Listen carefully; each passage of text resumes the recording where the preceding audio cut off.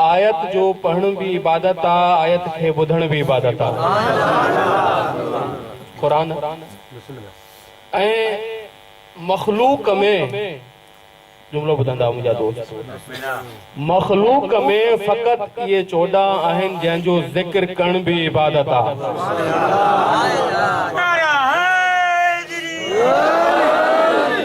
केतिरा ई बा फज़ीलत माण्हू मखलूक में मिलंदा, ही वॾी फज़ीलत है, ही फलां है आहे, ही फलां है, ही फलां है, पर 14 का सिवा को 15 भी ना है जंहिंजो ज़िक्र करण इबादत हुजे।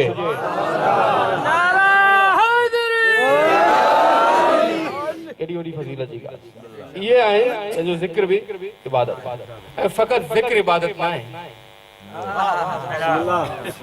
हज़रत उम्मुल मोमिनीन जी रिवायत आहे, अलीअ खे ॾिसण भी इबादत आहे, अलीअ जो ज़िक्र करण भी इबादत आहे। हुज़ूर अकरम वारिद थिया हुजरे में फरमाइनि था अलीअ जी मोहब्बत दिल में रखण भी इबादत आहे। इन्हनि जो ज़िक्र इबादत आहे।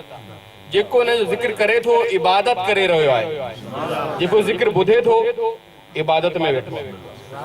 अवां जो हर लम्हो इबादत में गुज़रे थो ऐं इबादत में सुम्हंदा न आहिनि। जॾहिं इबादत कबी आहे आराम न आहे कबो, इबादत कबी आहे, इबादत थी रही आहे, इबादत आहे।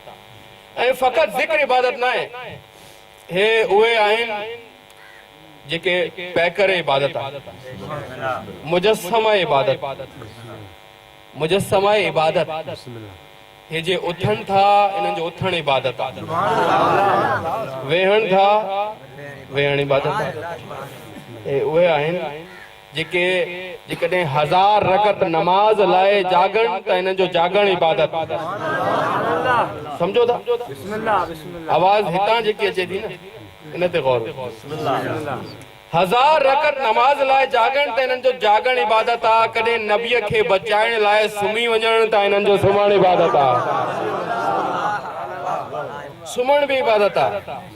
कॾहिं आए ततहीर जे बैत में अची वञनि, बैत में अचण इबादत आहे। कॾहिं मुबाहिले लाइ बैत खां ॿाहिरि निकिरी वञण त वञण इबादत आहे।